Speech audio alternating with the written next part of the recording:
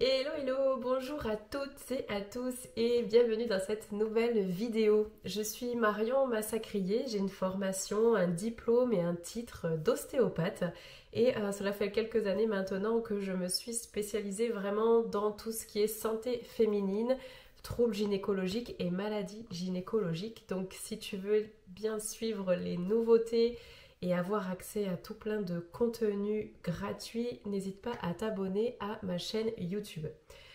Aujourd'hui, je te fais cette vidéo sur les douleurs durant les rapports sexuels. On va appeler ça, enfin le terme savant pour parler de ça, c'est la dyspareunie.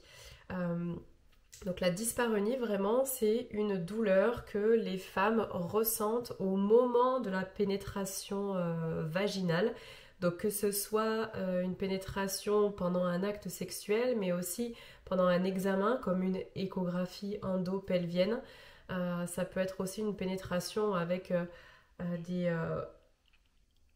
des sextoys, hein, par exemple, ou simplement avec les doigts aussi.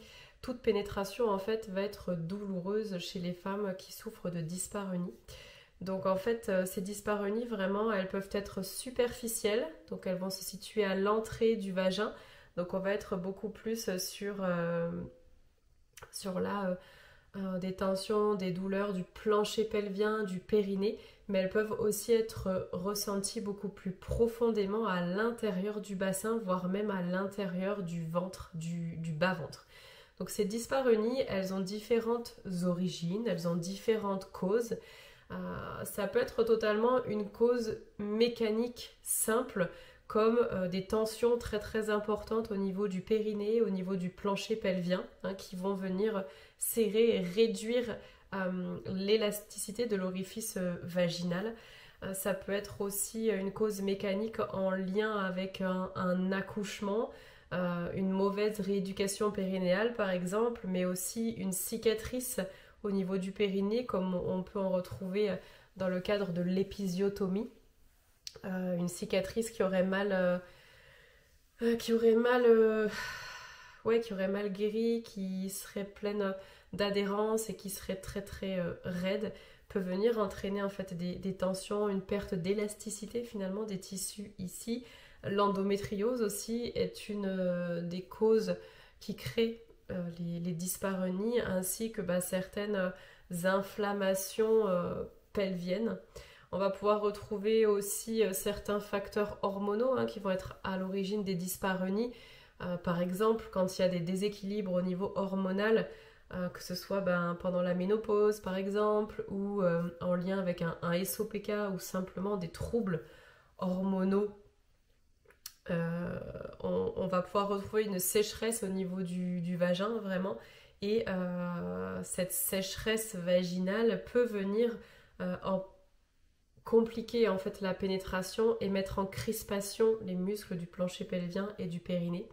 Et bien évidemment, dans la plupart des cas, on va retrouver aussi des causes émotionnelles, des causes psychosomatiques, quelque chose dans le vécu de la personne qui fait que au niveau vaginal, au niveau du plancher pelvien, c'est très tendu que voilà, cette femme peut inconsciemment en fait refuser tout ce qui vient de l'extérieur. Okay, donc ça, après, ça se recherche un peu plus profondément, mais c'est c'est très intimement lié aussi à la notion de plaisir.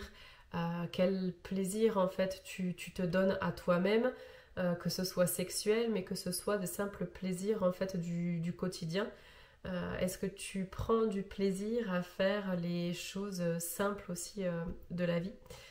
Et ça va être intéressant de faire une séance d'ostéopathie dans le cadre de la dyspareunie parce que l'ostéopathie peut aller travailler déjà localement sur les muscles du périnée, les muscles du plancher pelvien.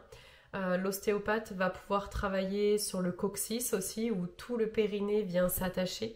Il va pouvoir travailler aussi sur les membranes qui sont en profondeur, qui tapissent l'intérieur des os de notre bassin, membranes sur lesquelles prennent appui plein de muscles, membranes qui permettent les qui permettent aux tissus de glisser les uns par rapport aux autres.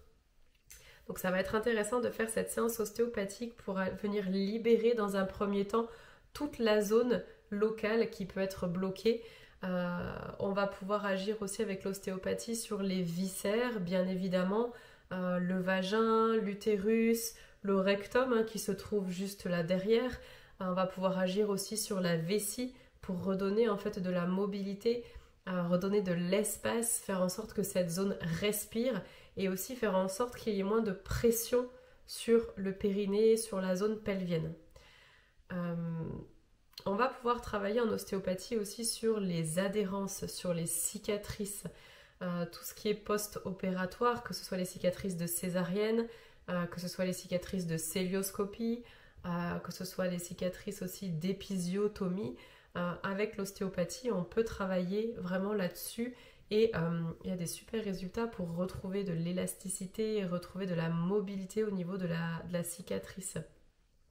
On va pouvoir travailler bien évidemment sur l'équilibre entier du corps, puisque pour qu'une zone soit décongestionnée, pour qu'une zone retrouve un équilibre, comme je le dis souvent, il ne faut pas travailler que sur cette zone-là. Donc on va pouvoir venir travailler sur le diaphragme pour retrouver un équilibre au niveau de la colonne. On va pouvoir travailler aussi sur le système circulatoire, faire en sorte qu'il n'y ait pas de congestion dans la zone pelvienne, que tout circule correctement.